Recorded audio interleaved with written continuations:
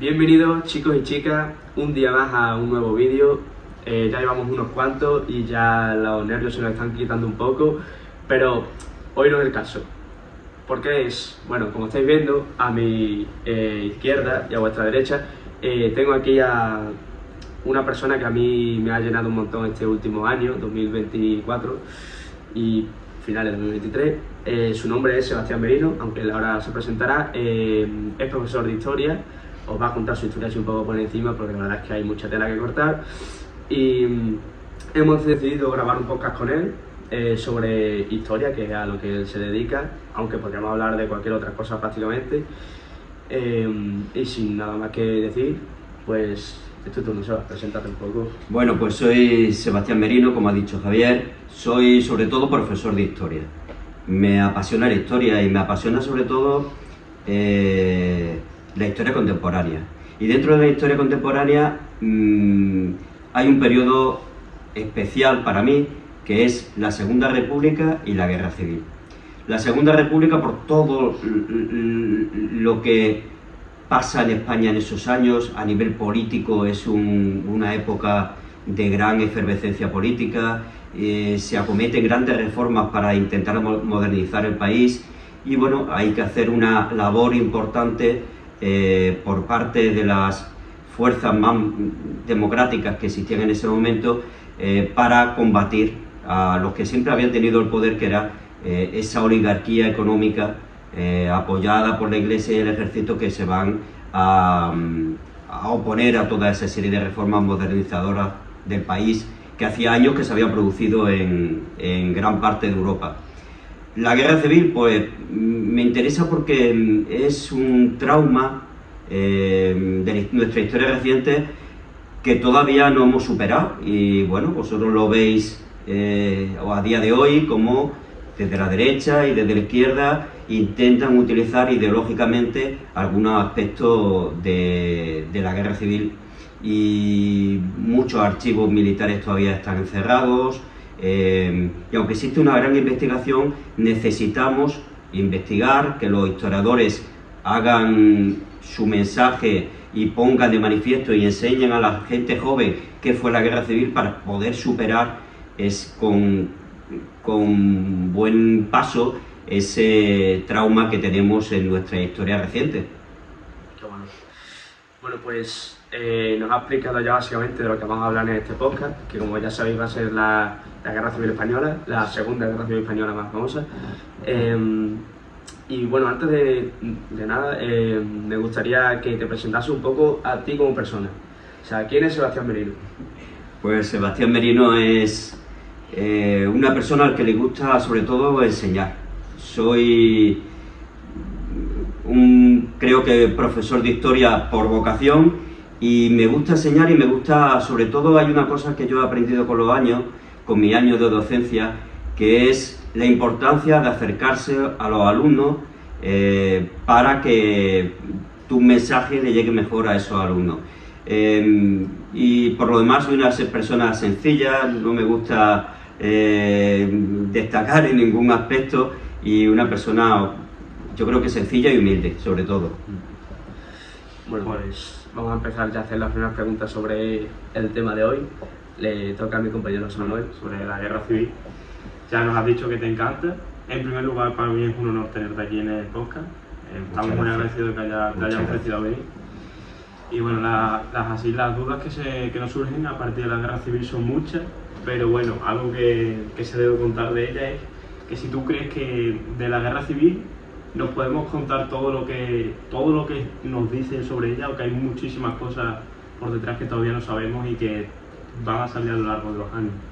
Decía José Manuel que todavía quedan archivos militares por abrir, aunque la ley de secretos oficiales del Estado dice que a los 50 años todos los archivos deberían estar abiertos, todavía hay algunas trabas a la investigación. Cada vez menos, y cada vez se puede investigar con mayor libertad todo lo referente a la Guerra Civil. De todas formas, tenemos que tener en cuenta que en España hemos tenido 40 años de franquismo, y el franquismo quiso borrar todo el pasado para que no quedase nada que pudiera ensombrecer esos 40 años de dictadura franquista en la que una parte de España se impuso sobre la otra. Entonces, bueno, a partir del 77 se hizo una amnistía para olvidar todos los delitos de tipo político y quedar, llegar a esa concordia que era lo importante en esa época de la transición, los primeros años de la transición.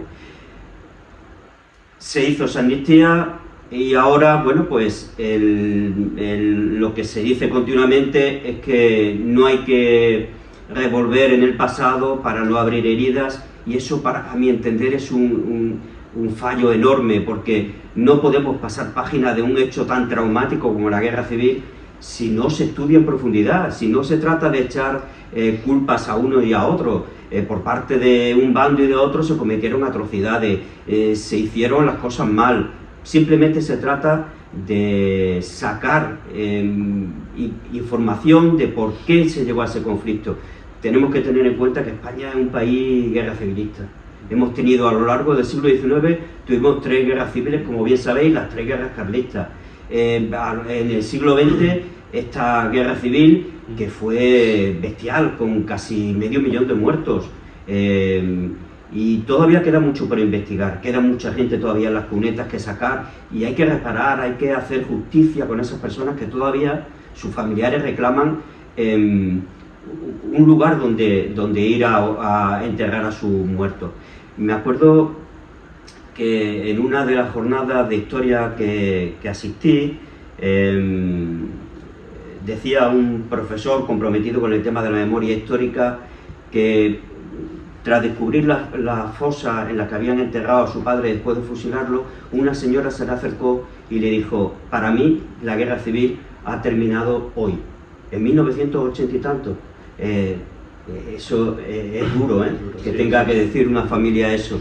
Entonces queda mucho por hacer, queda mucho por investigar, queda mucha justicia por impartir, y entonces, bueno, yo creo que es interesante seguir investigando, seguir trabajando, seguir reparando daños en un país democrático como es hoy España.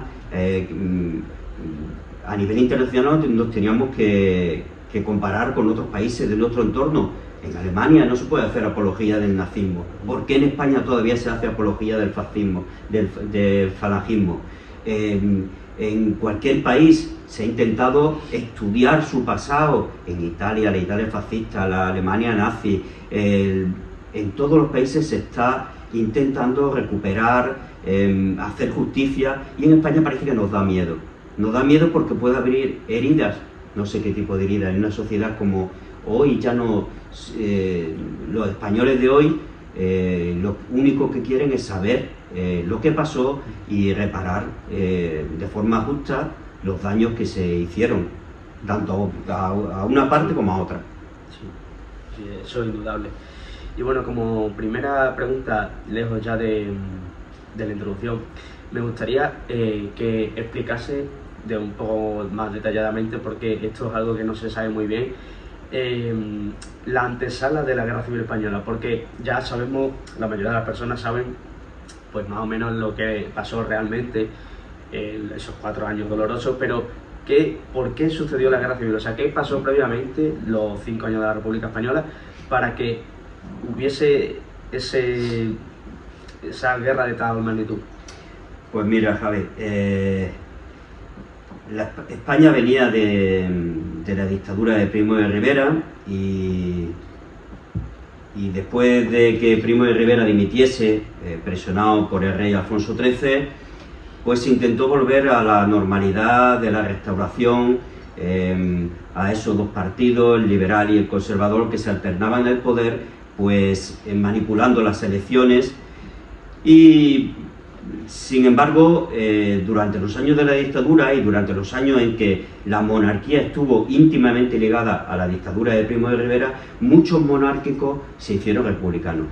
Ser republicano era luchar por la libertad y luchar por la democracia. Y por tanto, cuando el rey Alfonso XIII, con el almirante Aznar, propone hacer unas elecciones municipales para no poner en peligro el régimen, en esas elecciones municipales vencen las candidaturas republicanas en las grandes ciudades, que era donde había únicamente libertad. Y entonces pues la gente salió a la calle con la bandera tricolor simplemente a celebrar que había llegado a la libertad. Se pusieron muchas esperanzas en esa Segunda República, muchísimas, sobre todo porque en España había una gran desigualdad social. Y esa desigualdad social, ¿qué creaba? Pues había un grupo de grandes empresarios, financieros y terratenientes, que eran los que habían tenido el poder desde siempre, apoyados por la Iglesia y por el ejército. Y luego la gran mayoría de la población, sobre todo los obreros de las zonas industriales de Cataluña, País Vasco, Madrid, y sobre todo en el sur de España había una gran masa de jornaleros que reclamaban el acceso a la tierra. Eran gente que trabajaba 3, 4, 5 meses al año y que apenas podía mantener a su familia. Los ayuntamientos de las zonas del sur de España, incluido Villafranca, tenían que dar trabajo a esa gente para que pudieran alimentar a su familia. Eran numerosos los motines que se producían por parte sobre todo de las mujeres, curioso, frente a las puertas del ayuntamiento para que les diesen trabajo, porque la situación era muy precaria. Entonces, bueno, ese conflicto social había que solucionarlo. Azaña decía al principio de la República que la República se encontró a una población en un estado de desesperación y había que solucionar ese problema. Y por tanto se pusieron manos a la obra.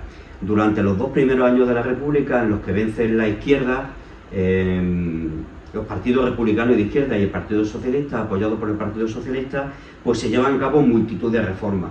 Reformas importantísimas a nivel laboral, 8 horas de trabajo en el campo, sueldos dignos, que no se contratase a gente de fuera, sino que se contratase a gente del pueblo para impedir los bajos salarios y la competencia. En fin, se llevaron a cabo una reforma en la enseñanza, importantísima esa reforma en la enseñanza. Decían los republicanos que no podía haber república, no podía triunfar la república si la gente del pueblo no sabía qué significaba, qué derechos tenían como republicanos. Y entonces pues van a hacer una labor importantísima, van a crear escuelas, van a crear comedores escolares, van a crear roperos escolares, van a crear misiones pedagógicas para llevar a las zonas rurales pues la cultura, las nuevas técnicas de educación, las nuevas pedagogías, van a llevar a las zonas rurales pues qué derechos tienen los ciudadanos. Cosas que nos parecen hoy día que bueno, que claro, eso lo sabe todo el mundo, obvias, claro que son obvias, pero es que en ese momento las zonas rurales vivían con un atraso de 20, 30, 40 años, estaban todavía bajo el dominio de los caciques, de los grandes terratenientes, de los curas, de la gente importante de los pueblos, y tenían miedo, no sabían, desconocían gran parte de lo que era esa república, esos cambios que se estaban produciendo. Entonces era importante enseñar a esa gente qué derechos tenía. Se llevó a cabo una reforma del ejército que fue contraproducente porque al final se volvió contra la propia república. Sí. Querían evitar, Javi, el que el ejército fuera un elemento de orden público. O sea, mandaron a los generales, más golpistas, sí, fuera de lo que era el centro, la zona central, exactamente, a la periferia. Entonces, se hicieron una cantidad de reformas que eran necesarias para modernizar España. Pero claro, las fuerzas más retrógradas, las fuerzas que habían tenido el poder siempre, veían estas reformas con temor. Siempre ha pasado así. Si vosotros estudiáis Carlos III y veis cuando intentó llevar a cabo la reforma ilustrada, como la Iglesia y la nobleza se oponen a esa reforma, pues en esa España que viene con un dominio absoluto de esa oligarquía económica, no podían permitir que esto triunfase, ¿vale? Lo cogió un poco con la guardia bajada durante las elecciones de 1931, pero a partir de ahora se empiezan a organizar y era difícil que la república triunfase. Y luego también, cuando los 2 primeros años se intentó esa reforma agraria y no se lleva a cabo, se intentaron muchas reformas y encuentran la oposición de esas clases tradicionales, al no darle solución a esas clases populares que se morían de hambre, esas clases populares se radicalizan y con ellas sobre todo los anarquistas, pero también una parte importante del Partido Socialista se radicalizó para no perder influencia dentro del movimiento obrero y se hicieron más revolucionarios que demócratas. Y al final, bueno, pues va a ser la lucha entre fascismo y revolución y entre medio van a quedar los demócratas. O sea, lo que se reflejaba en Europa va a ser... o sea, España era un reflejo de lo que pasaba en Europa, realmente. Eran dos facciones que colisionaron y se enfrentaron entre sí. Me has dado la clave, Javi. Eso es. España no es más que un reflejo de Europa. Muchas veces se dice que España no está, que África empieza en los Pirineos. España formó parte de Europa siempre. Y España, en esa época, sabéis que había ascendido a partir de los años 20 el fascismo en Italia, en Alemania en los años 30 y el comunismo en la Unión Soviética. A partir de 1922 se crea la Unión Soviética. Y entonces era una lucha entre fascismo contra comunismo y en medio quedaban las democracias, las poquitas democracias que existían en Europa en ese momento, unas democracias debilitadas, la de Francia, la de Reino Unido, que eran unas democracias débiles y que lo que tratan es de evitar un conflicto armado como en la Primera Guerra Mundial. Y otra cosa que me interesa mucho es que si todas las reformas que hizo la República en sus 2 primeros años realmente fueron implantadas automáticamente en las zonas más rurales, no solo en las grandes ciudades, imagino que sí, pero por ejemplo en Villafranca de los Barros, en nuestro pueblo, quedó implantado automáticamente. Fue un proceso largo y tardó mucho en asimilarse. Fue un proceso muy largo, Javi, y hubo la oposición primero de los ayuntamientos monárquicos, en los pueblos que existían esos ayuntamientos monárquicos, posteriormente de los grandes propietarios. Va a ser una lucha de clase. De hecho, en muchas ocasiones la gran mortalidad de la guerra civil se explica por esa lucha de clase. Hay que eliminar a todos aquellos que se habían levantado contra lo establecido hasta entonces, que querían ese reparto de tierras.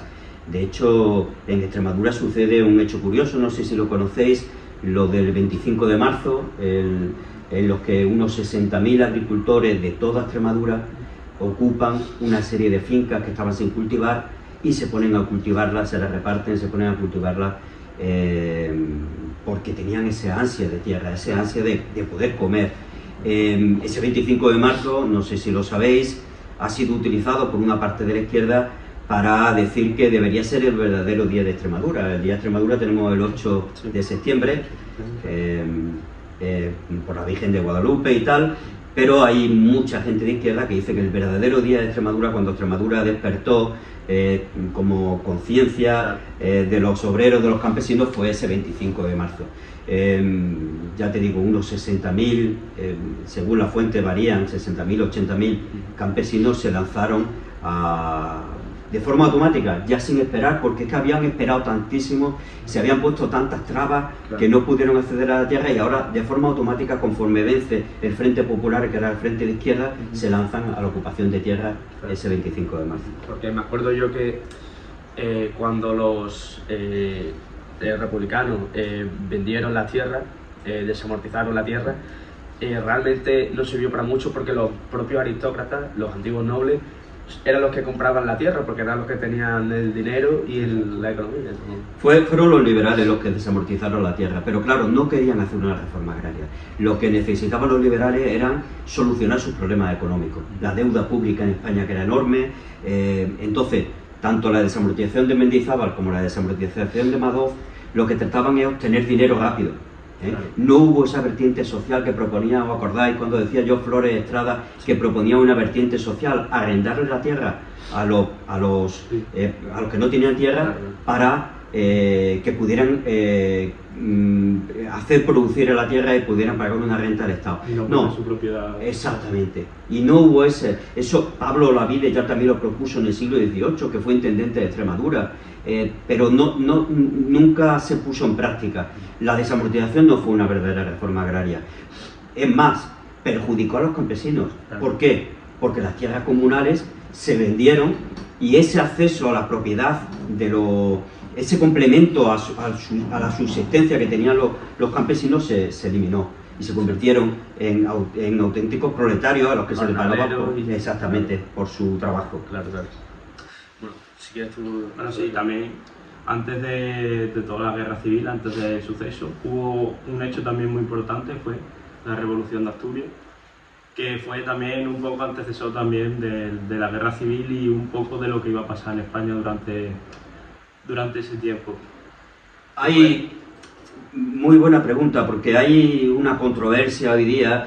Bueno, los revisionistas como de derechas, como Pío Moa, hablan de que la Guerra Civil empezó en 1934, porque la República, los propios republicanos, no todos los republicanos, que eso es una falsedad, sino algunos sectores de la izquierda, gente del Partido Socialista más radicalizado, del Partido Comunista, anarquista, se lanzaron una revolución que quedó confinada en Asturias y que duró 2 semanas. No puede considerarse el preludio de la Guerra Civil, porque entonces tendríamos que partir de 1932, cuando Sanjurjo intenta dar un golpe de Estado en Sevilla. Entonces, bueno, lo que sí, hay un autor, Malefakis, que dice, un hispanista, que dice que la República perdió ahí su credibilidad. En cierto modo, también trató de llevar a cabo una acción violenta contra la propia República Democrática que existía en ese momento. Pero como digo, había en ese momento en España 3 grandes sectores, 3 grandes bloques. La derecha más radical, que era casi fascista, la izquierda más radical, que era revolucionaria, comunista, y el centro, que quedó un poco fuera de sitio, quedó un poco aprisionado entre esos 2 grandes sectores. Tú sabes, cuando estalla una guerra civil, los más radicales son los que se llevan el gato al agua. No puede ser todo blanco o negro, no hay tonos de grises, y los que estaban entre medio pues se tuvieron que ir. Chávez Nogales, que era un director de un periódico republicano, decía: me fui de España, era republicano de izquierda, dice: me fui de España cuando tuve la íntima convicción de que ya no podía salvarme, que era fusilable tanto por la derecha como por la izquierda, porque no había libertad. No había libertad ni en un bando ni en otro, porque ya no valían gente crítica en un sitio ni en otro. Bueno, y ya hemos comentado un poco ya lo que es más el apartado de la introducción, ¿no?, a la guerra civil, que bueno, ya sabemos que era un clima muy tenso, o sea, se preveía que iba a estallar una guerra civil en cualquier momento, y finalmente fue aquel 18 de julio en España. Y bueno, Seba, el desarrollo de la guerra civil lo vamos a ver un poco por encima, tampoco nos queremos extender mucho, pero queremos saber por qué el general Sanjurjo, que es el que dirige el golpe, junto con Franco y con Mola, ¿por qué deciden ese 18 de julio y no antes o después? ¿Por qué deciden estallar la guerra civil ahí? Bueno, aunque me va a permitir, Javi, que me retrotraiga un poco. El 16 de febrero de 1936 se produce unas nuevas elecciones generales y la derecha y la izquierda estaban totalmente polarizados. 2 bloques. Uno, por una parte, la CEDA, y por otra parte, el Frente Popular. El Frente Popular eran anarquistas, comunistas, exactamente, socialistas y republicanos de izquierda. Gana el Frente Popular por escasos 200.000 votos, y entonces a partir de ahí la derecha ya decide que no vale el juego democrático. Y Robles de la CEDA decía que había que participar en política, pero ahora los sectores más radicales de la derecha dicen no. Ahora hay que preparar un golpe de Estado, ahora no puede hablar las urnas, tienen que hablar las armas. Y entonces, en marzo de 1936, el general Mora, al que llamaban el director, es el que organiza una reunión en Madrid de los altos mandos militares para dar un golpe de Estado. Había gente que estaba indecisa, como Franco. Sanjurjo estaba en Portugal, exiliado, después del golpe de Estado, del intento de golpe de Estado, y en esa reunión pues ya se prepara lo que va a ser la sublevación militar. Una sublevación que se va a llevar de forma coordinada en toda España por parte de las comandancias militares de todas las ciudades. Había gente que todavía que estaba indecisa, pero los asesinatos, los años de la primavera de 1936 fueron muy violentos. Por una parte, los grupos derechistas contra los grupos más radicales de la izquierda y los grupos comunistas y socialistas de izquierda contra las derechas. hubo dos asesinatos, el asesinato del teniente Castillo, que era de la Guardia de Asalto, por parte de, no se sabe si falangista o carlista, y lo mataron en la puerta de su casa, y entonces, como venganza, algún grupo de gente de la Guardia de Asalto asesinaron a Carlos Sotelo. José Calvo Sotelo era el líder de Renovación Española, que era un bloque de izquierda, monárquico, y era, bueno, eso supuso una gran manifestación de toda la derecha, y a partir de aquí, gente que estaba indecisa como Franco, se decidieron a que había que dar el golpe ya. Eso fue el 13 de julio, y el día 17 cuando se produce la sublevación militar en Marruecos, y posteriormente el 18 y 19 en la península. Bien, pues una vez ya introducido toda la guerra civil, vamos a hablar un poco sobre el desarrollo de la misma. Y quiero, Sebas, que comentes un poco, en escaso un minuto. Sé que es muy difícil hacer un macro resumen de la guerra civil, pero un poco así por encima del 36 al 39, destacando los puntos de inflexión. Sí, los momentos clave. Los momentos clave, ¿no? Perfecto, mira, pues la guerra civil se convirtió en guerra civil cuando se intentaba dar un golpe de Estado. Se convierte en guerra civil porque no triunfa en todos los sitios de España. Las zonas urbanas, las mejores zonas de comunicación, las zonas más industriales, la zona sur de España no triunfa el golpe de Estado porque se mantiene fiel a la República muchos puestos militares. El objetivo entonces, bueno, pues lo que era un golpe de Estado se convierte en guerra civil, y el objetivo de los sublevados, de los nacionales, como se llamaban ellos, el bando nacional, va a ser llegar a Madrid para acabar la guerra lo antes posible. Pero claro, las mejores tropas de los nacionales se encontraban en Marruecos. Eran las tropas más fogueadas, las tropas que se encontraban, que estaban más acostumbradas al combate y que podían decidir la guerra. Y evidentemente Franco se pone al frente de esas unidades. Franco Franco era el interlocutor de Hitler y de Mussolini, y consigue establecer que Hitler y Mussolini le ayuden a pasar esas tropas y el armamento desde Marruecos hacia la península. Ese puente aéreo es fundamental. Ese puente aéreo permite a Franco, bueno, pues convertirse después en el jefe del bando nacional, porque dirige las mejores tropas.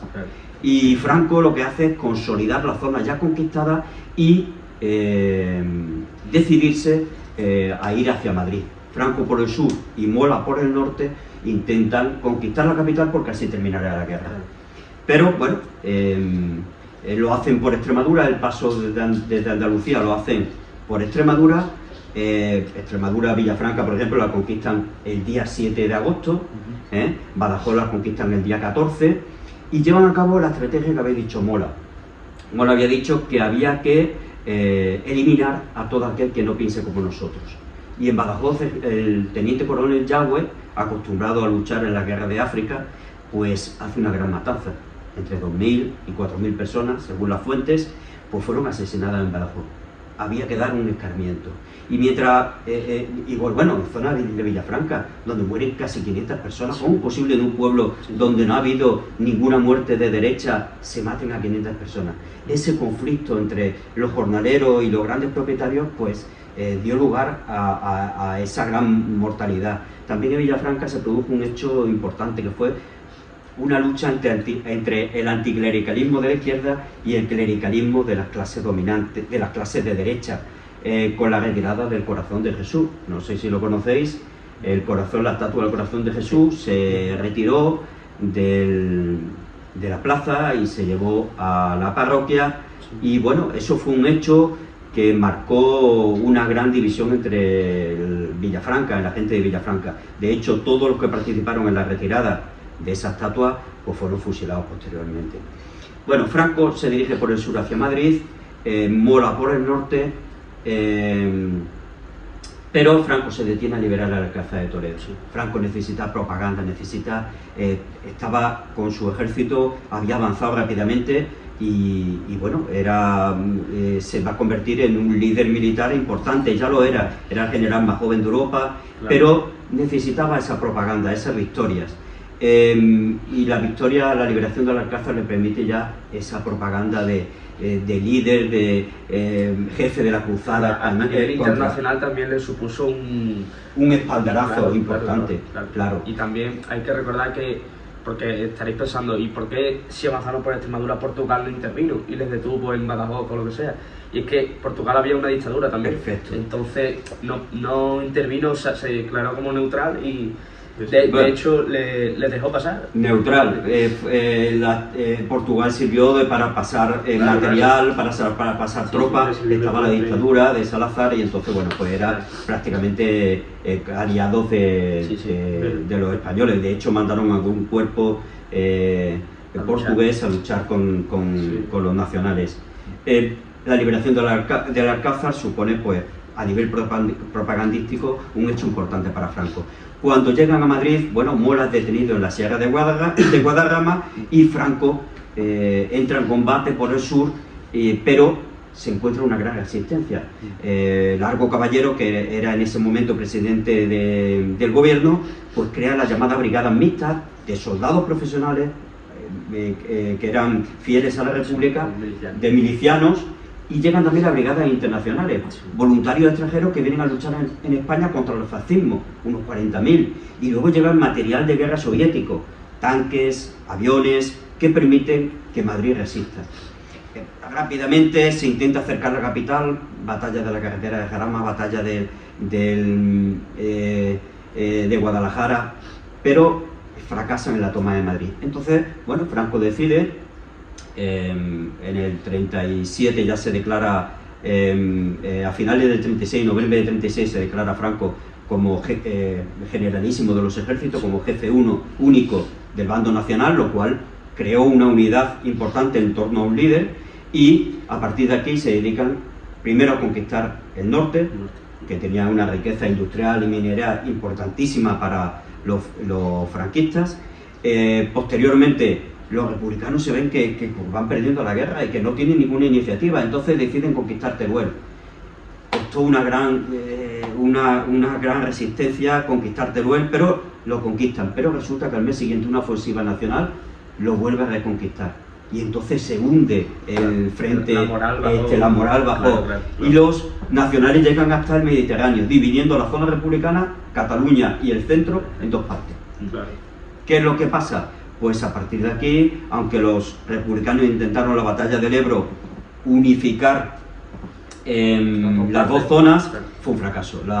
Los nacionales resistieron y a partir de aquí la guerra está perdida. Franco consigue derrotar a las fuerzas milicianas que se encontraban en Cataluña, conquista Cataluña en el febrero del 39 y finalmente, bueno, en Madrid y la zona centro prácticamente era cuestión de poco tiempo lo que podía resistir, pero Negrín quiere resistir a ultranza. Negrín había sustituido a Largo Caballero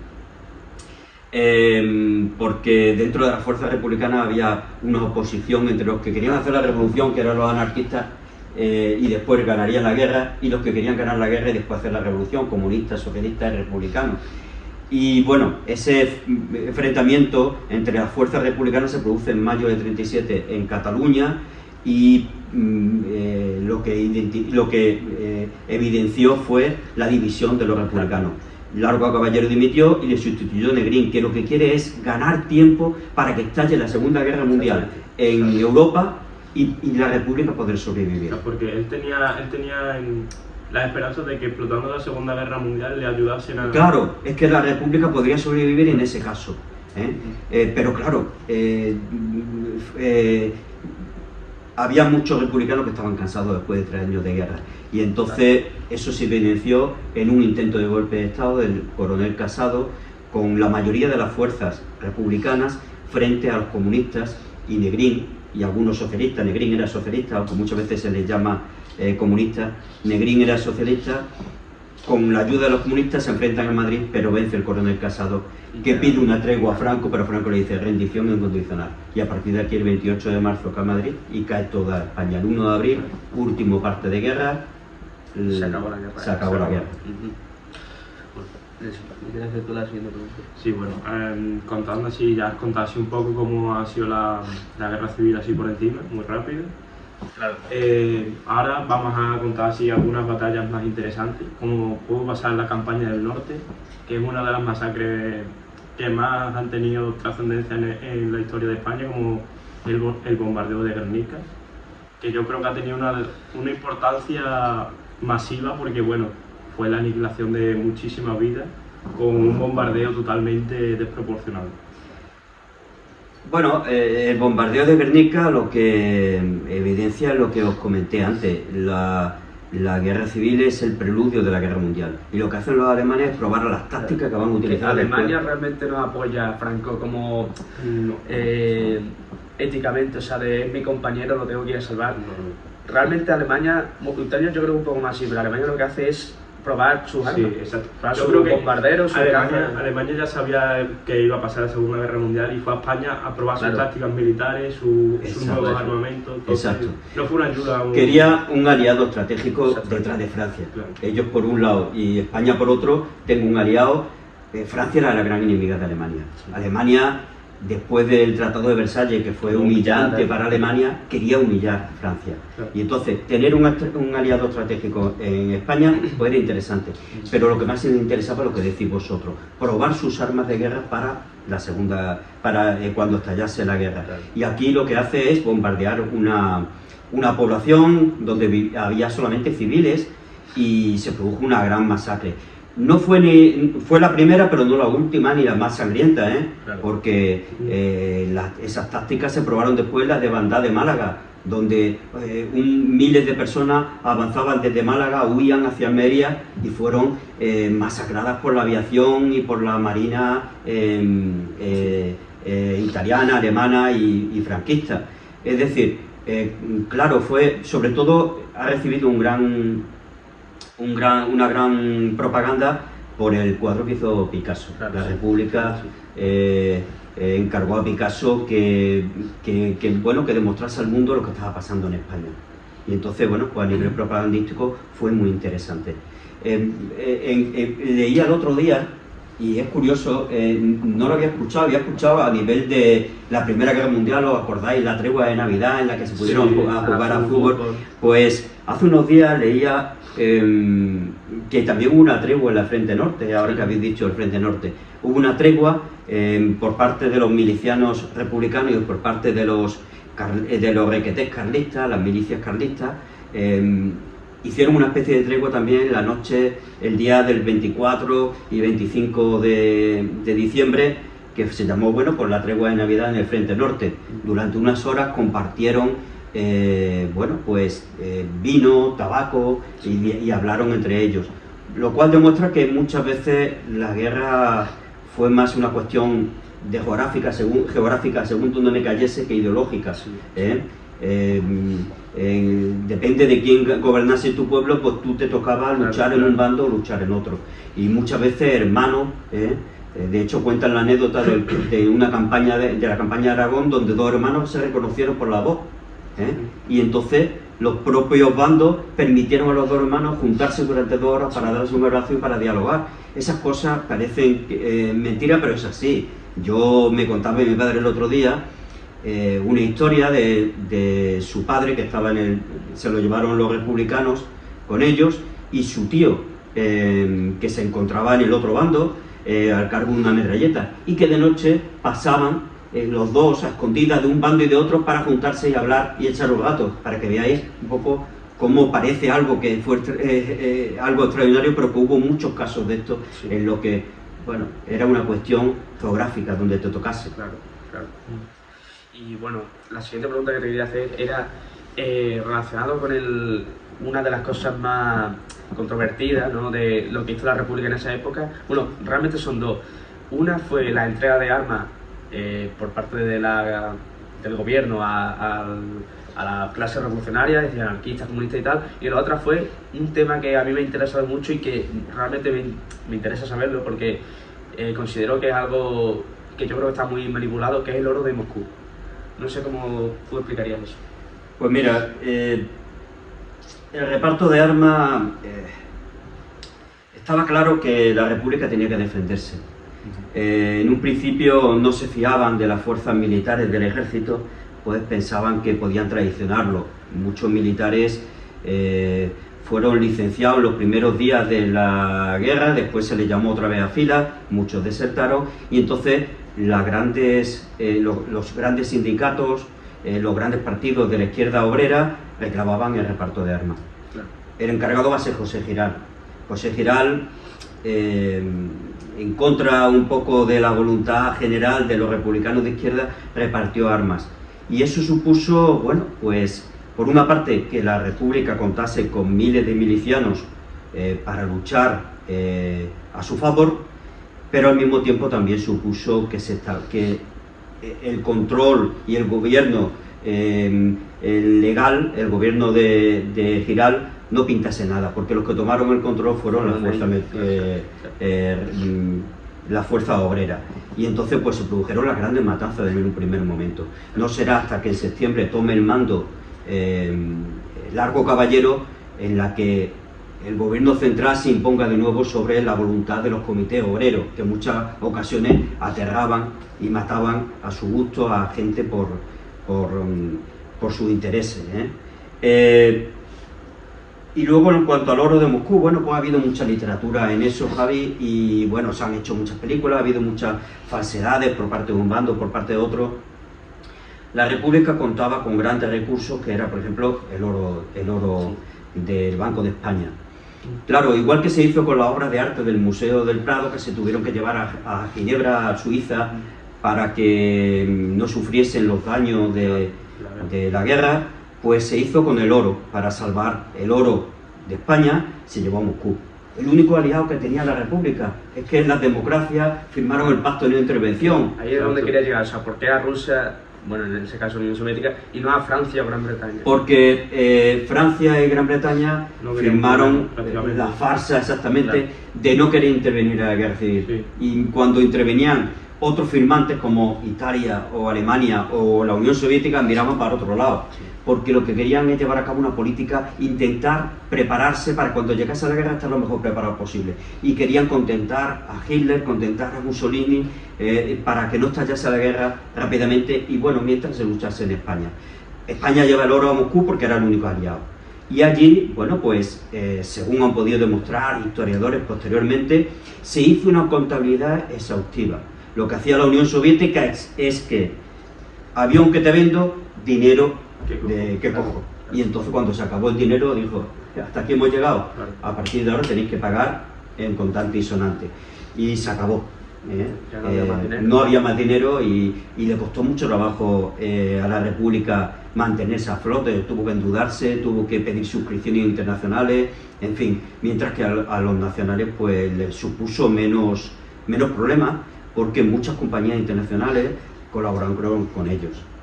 Y luego Italia y Alemania le ayudaron a crédito, ya me pagarás cuando termine la guerra. Porque recordemos que no solo Italia y Alemania, sino que parece que está ahí como escondido, pero por ejemplo Estados Unidos también apoya a Franco en el tema de combustible. Claro, Estados Unidos se declaró neutral, el Congreso de Estados Unidos sacó una ley que se declaraba neutral frente a la guerra de España, pero mientras tanto Roosevelt miraba para otro lado cuando la Ford o la Texaco vendían combustible y camiones a Franco. Es lo que quería, es que no hubiese un Estado comunista o cerca del comunismo. En Estados Unidos la palabra socialista o comunista suena a demonio, y entonces bueno, pues le daban más miedo, pero eso pasaba en Gran Bretaña. Gran Bretaña firma el pacto de no intervención porque le daba miedo el fascismo en España, pero prefería eso, un gobierno de derecha a un gobierno revolucionario de izquierda que pudiera dar lugar a una revolución como la Unión Soviética. Claro.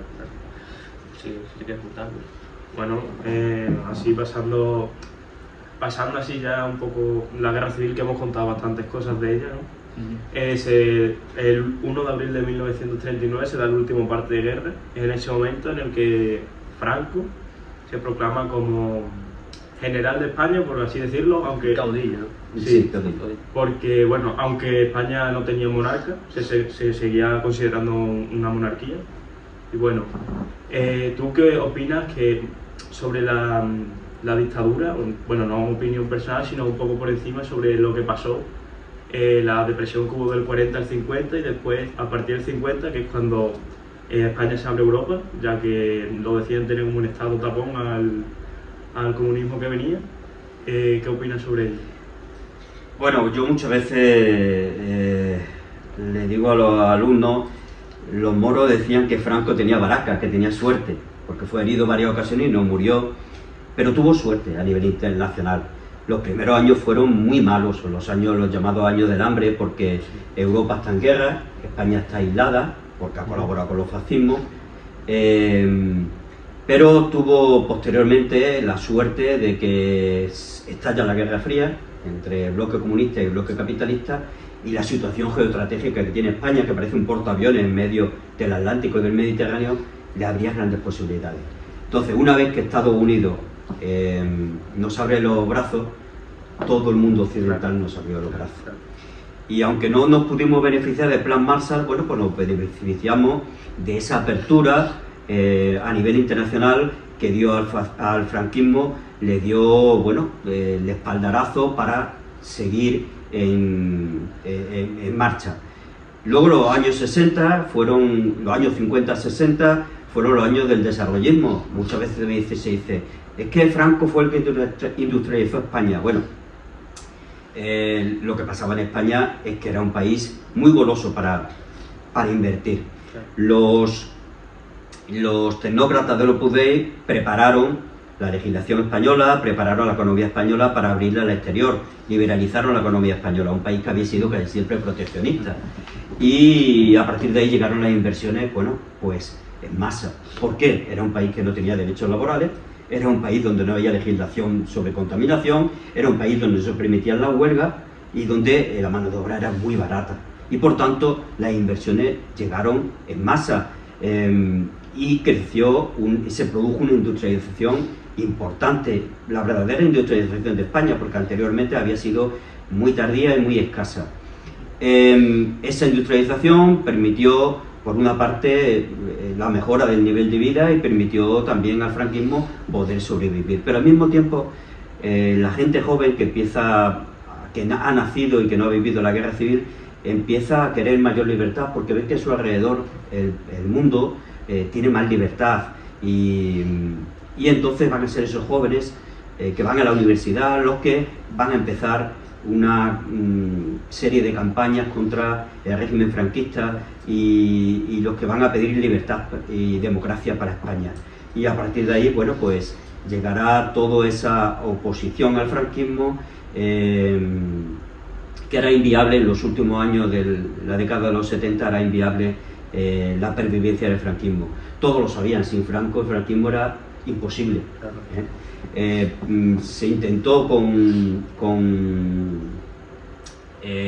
Carrero Blanco, pero claro, la muerte de Carrero Blanco, que era la mano derecha de Franco, ya supone el fin del franquismo. Entonces los franquistas que se llaman renovadores, pues intentaron dar el paso para llegar a un acuerdo con las fuerzas de izquierda, con las fuerzas democráticas que querían acabar con el franquismo, y llegaron al acuerdo que es lo que se llama la transición, entre las fuerzas renovadoras del franquismo y las fuerzas de la oposición. Claro. Y bueno, volviendo un poco a lo que es la guerra civil, me gustaría ya destacar dos hechos, y esto ya es lo último que vamos a hablar de la guerra. Uno es la matanza de Paracuello, que es lo que tú has hablado antes muy bien, de la entrega de armas por parte del gobierno a las fuerzas revolucionarias, y después la represión franquista tras la guerra civil, porque durante la guerra civil hubo un montón de represión por parte de los dos bandos, y claro, una vez gana Franco, solo hay represión por parte de él. Entonces me gustaría que contases un poco esa parte también. Bueno, Paracuello fue un hecho bochornoso para la izquierda, porque utilizó una represión bestial contra gente de derecha. Miles de personas fueron asesinadas en Paracuellos. Es fruto, como hemos dicho, Javi, de eso, de que la entrega de armas, los comités obreros, sobre todo en este caso los comunistas, pues van a llevar a cabo una represión entre la gente de derecha. También porque el temor que había, la quinta columna que se hablaba, que era los espías dentro de Madrid del bando nacional. Entonces, bueno, pues se lleva a cabo una represión importante. Se habló de que estaba involucrado Santiago Carrillo, el líder del Partido Comunista, que era en ese momento uno de los jóvenes destacados del Partido Comunista en España. No se ha podido demostrar nunca, pero evidentemente tuvo que tener conocimiento de ese hecho, pues era uno de los cabecillas en ese momento del comité madrileño. Por tanto, bueno, hubo hechos deleznables por parte de los dos bandos, evidentemente. De hecho, también leía el otro día como cientos de personas fueron asesinadas también en la Bolsa de la Serena, que quedó bajo el bando republicano durante la Guerra Civil hasta el 38. Pues también se fusilaron a 150 personas o 170 personas de Don Benito, Villanueva, en fin, Castuera, etc. Entonces hubo una represión bestial, era una guerra y los sectores más radicales son los que llevan a cabo esas represiones. Evidentemente la represión franquista fue mucho mayor y con mayor intención, porque era una represión dirigida por el ejército y para intentar acabar con todos los enemigos de la patria, según ellos. La ley de responsabilidades políticas, enlazando con la siguiente pregunta, que fue aprobada por el gobierno de Burgos, dirigido por Franco, en 1939, decía que todos los que hubieran colaborado con el bando republicano sufrirían, bueno, pues, la represión. Y se llevó a cabo una absoluta juicio sumario en las que, bueno, mucha gente fueron fusilados. De hecho, yo que hice un estudio sobre la guerra civil en Villafranca, me aparecen muertos durante todos esos años 40 gente de Villafranca y otros muchos que aparecen en la causa general en Badajoz. Como digo, bueno, la represión siguió hasta los años 50, mucha gente estuvo encarcelada, pero a partir de los años 50, cuando al franquismo le va un poco mejor, hay que desatascar las cárceles que estaban masificadas y entonces, bueno, pues se dio salida a miles de presos, pero se mantuvo siempre ahí como un elemento represor. No se podía hablar, uno eran los vencedores y se encargaban de recordarlo día a día.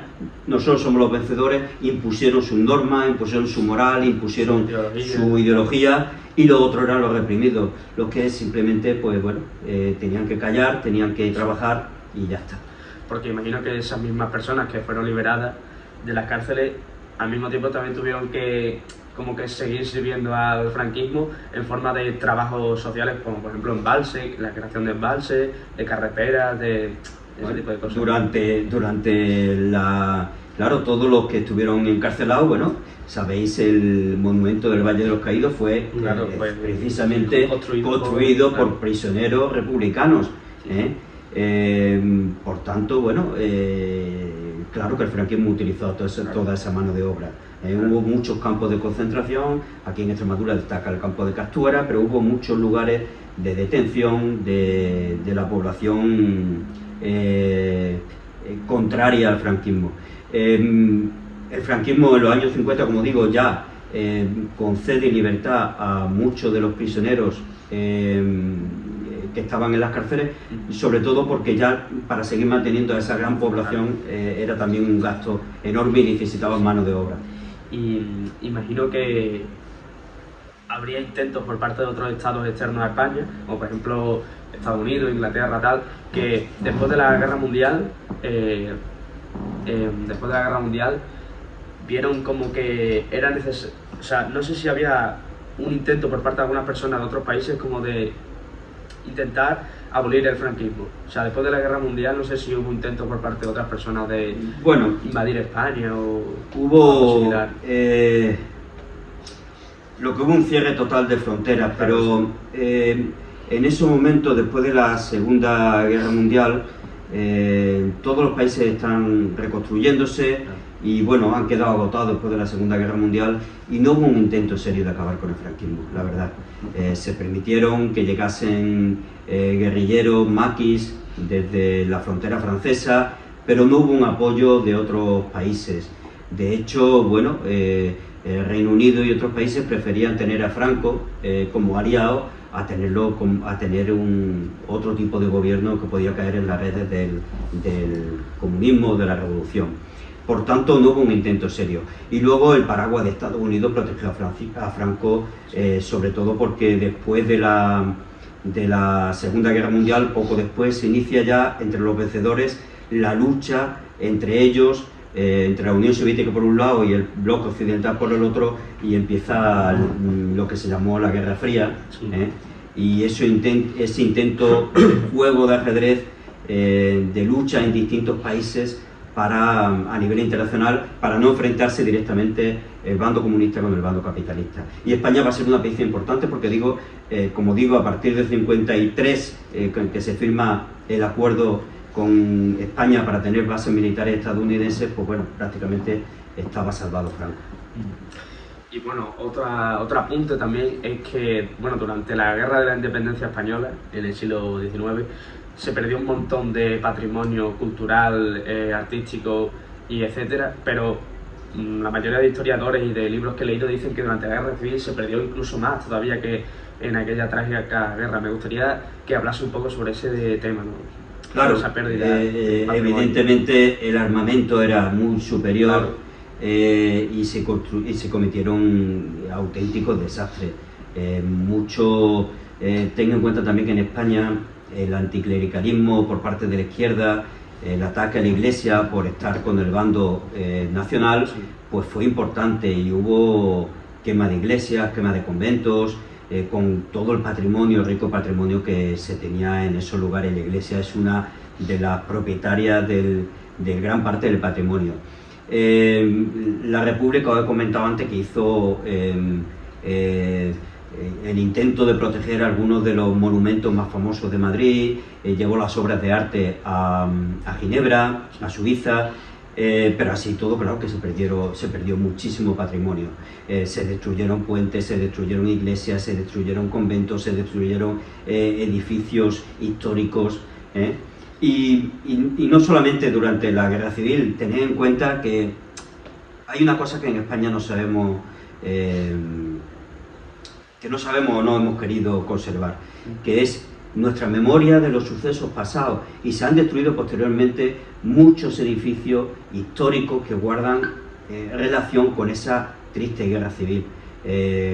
Claro, lo de la plaza de toros de Badajoz, donde fueron fusilados gran parte de los españoles, pues se destruyó y se ha creado un palacio de congreso.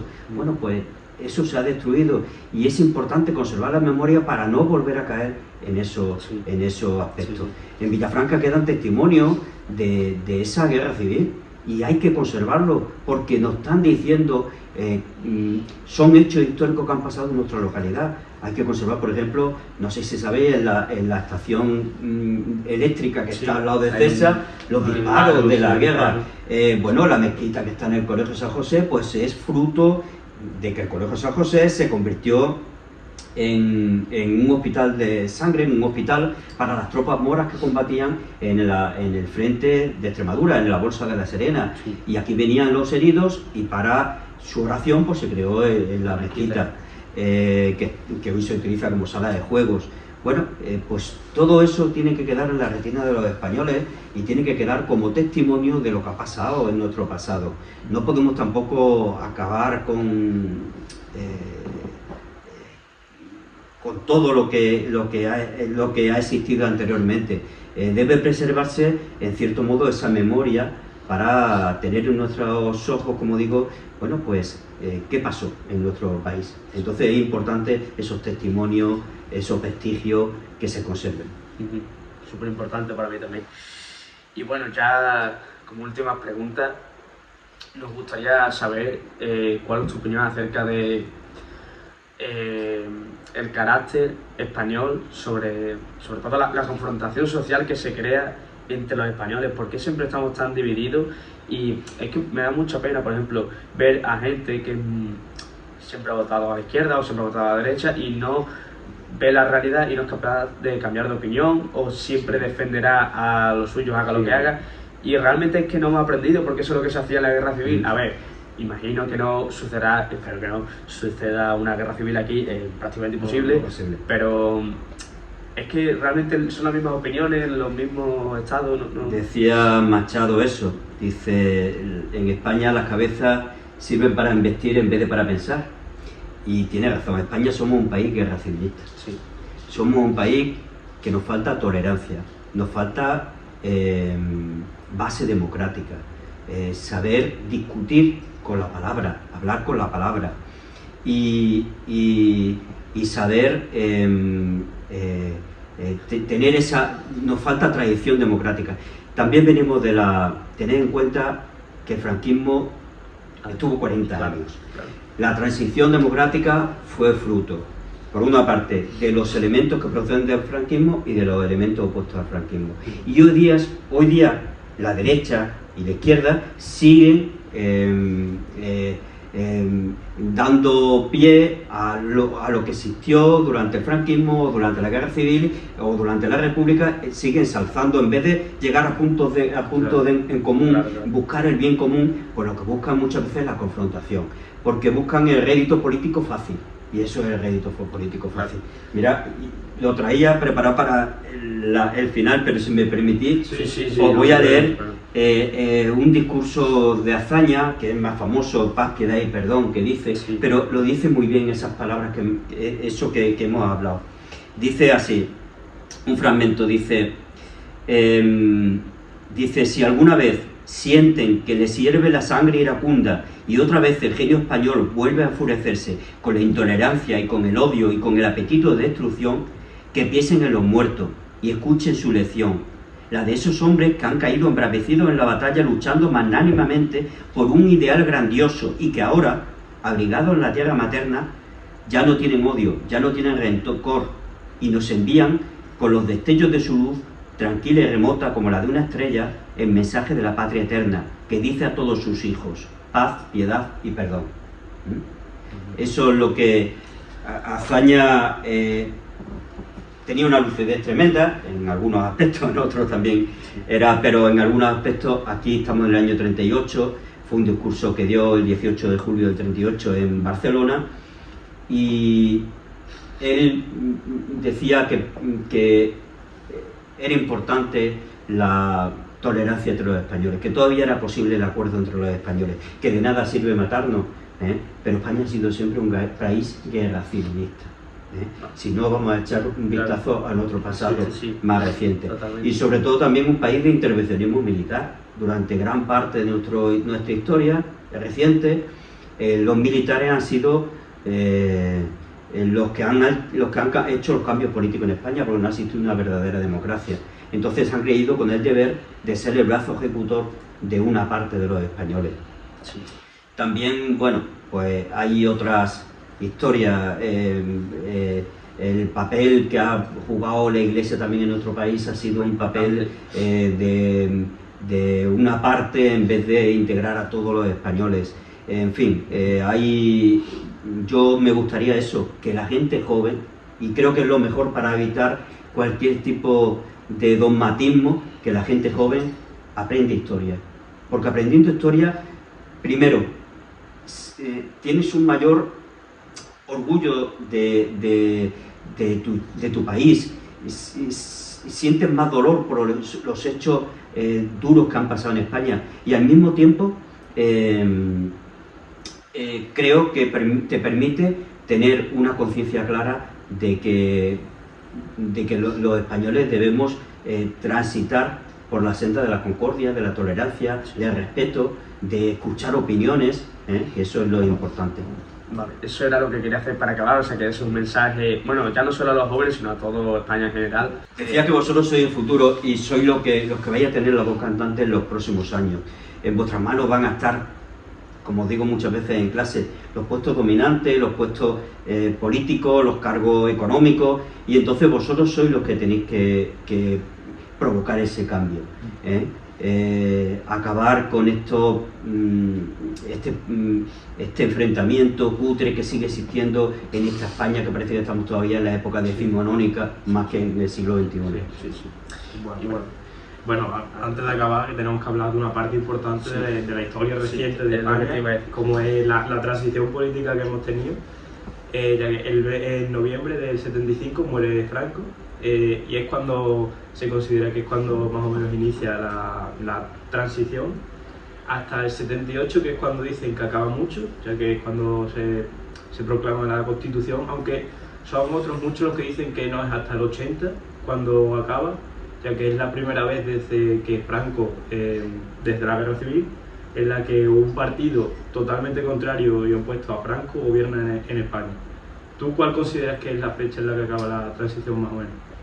Bueno, para mí la fecha en la que acaba la transición es en el año 82, cuando el Partido Socialista gana las elecciones por mayoría absoluta. Evidentemente ahí creo que fue posible por parte de los españoles poder votar con libertad.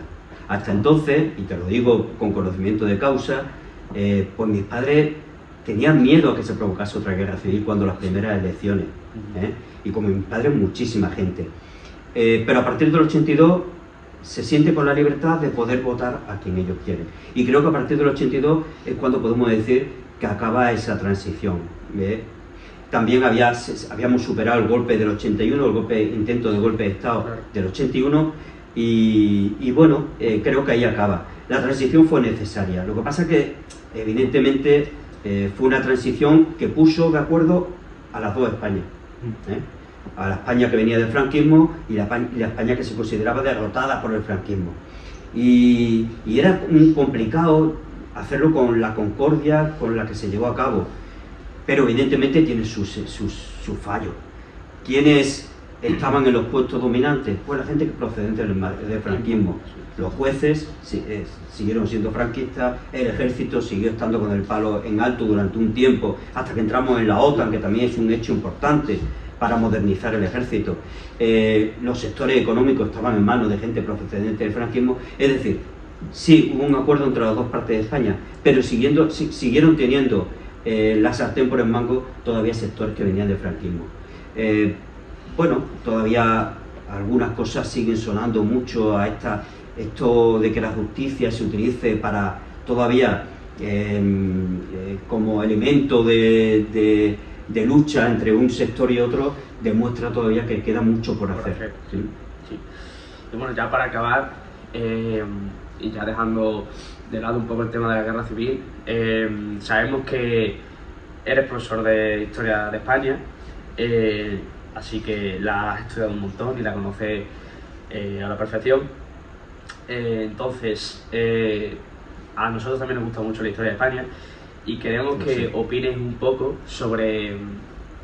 A ver, España ha hecho cosas muy buenas y evidentemente también cosas muy malas, pero nos gustaría saber tu opinión acerca de lo que es España en sí, lo que representa. O sea, si piensas que vivimos en un país que es perfecto para vivir, que tiene varias pegas, que tiene cosas muy positivas.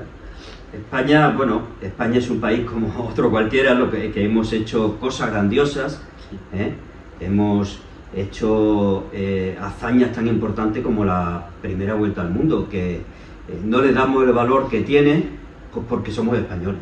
Los españoles no sabemos darle el valor que tiene a nuestro. Tenemos una lengua que hoy día se habla por más de 500 millones de habitantes, pero no somos capaces de unir a todos aquellos que hablamos esa lengua, quizás por ese pasado colonial del que se habla. España no fue ni peor ni mejor que otros muchos países, simplemente tuvo una historia colonial igual que otros muchos países. Es más, creo que otros muchos países no tuvieron, no pusieron trabas a ese colonialismo, y sin embargo España sí lo puso. Tened en cuenta que Carlos I de España, V de Alemania, paralizó la conquista de América simplemente para poner a discutir a los abogados de la Universidad de Salamanca si era justa la conquista o no era justa. Entonces eso no se ha dado en ningún otro país. El mestizaje tampoco se ha dado en otros países. Hicieron grandes atrocidades, por supuesto, no podemos negarla, y tenemos que también estudiar esa parte de la historia y aprender de ella. Pero que se hicieron grandes avances y que en gran parte España creó en América las condiciones de desarrollo cultural con la creación de universidades, etcétera, que hoy día se reivindica mucho porque en otros países como Francia e Inglaterra no llevaron a cabo eso en sus colonias. Bueno, pues España, como digo, es capaz de lo mejor y de lo peor. Es un país que yo creo que tiene una calidad de vida estupenda. Creo que nos queda mucho por aprender a nivel de democracia, a nivel de tolerancia. Creo que puede ser mucho mejor si somos capaces de mejorar este sistema democrático como nos hemos dado, pero claro, para eso se necesitan una base firme, como decía Javi, se necesita maduración, se necesitan más años quizás de democracia para garantizar un objetivo común que nos una a todos los españoles, porque cuando tenemos un objetivo común, los españoles son capaces de las mayores hazañas, de las mayores grandezas, y creo que eso es importante. No buscar las diferencias y buscar más lo que nos une, que lo que tenemos que pensar en el beneficio no solamente de los españoles, sino también en el beneficio de todos los que representamos la humanidad. Entonces, bueno, pues hay que mirar cosas como el cambio climático, hay que mirar cosas como la mejora de las condiciones de vida de otros países, una mayor justicia, etcétera, etcétera. Sí. Pues bueno, hasta aquí ha llegado el vídeo, esperamos que os haya encantado.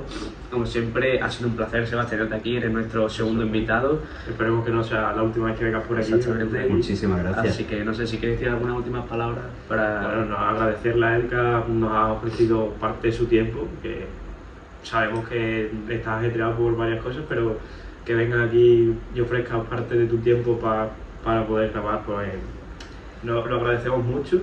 Y bueno, esperemos que no sea la última vez que te vamos por aquí, es un placer grabar contigo. Yo agradezco muchísimo la invitación. A ti, Javi, que sé que te gusta mucho la historia, que has sido alumno mío, y a ti, José Manuel, que te conozco también y que sé que te gusta mucho la historia.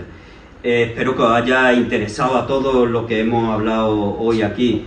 A mí me ha sido un placer venir aquí porque como profesor me encanta enseñar, me encanta hablar de lo poco que sé. Me queda mucho por investigar y me queda mucho por aprender y me queda mucho por leer. A mí me encanta la lectura y creo que es el mejor instrumento para crear una sociedad mejor. Concuerdo contigo, Isabel. Pues bueno, vamos a ir dejando el vídeo por aquí. Ya sabéis, seguirnos en todos los sitios. Instagram, YouTube, en todos los sitios. Y estaros atentos al canal para las próximas cosas que subamos. Y pues nada, ha sido un placer y hasta el siguiente vídeo.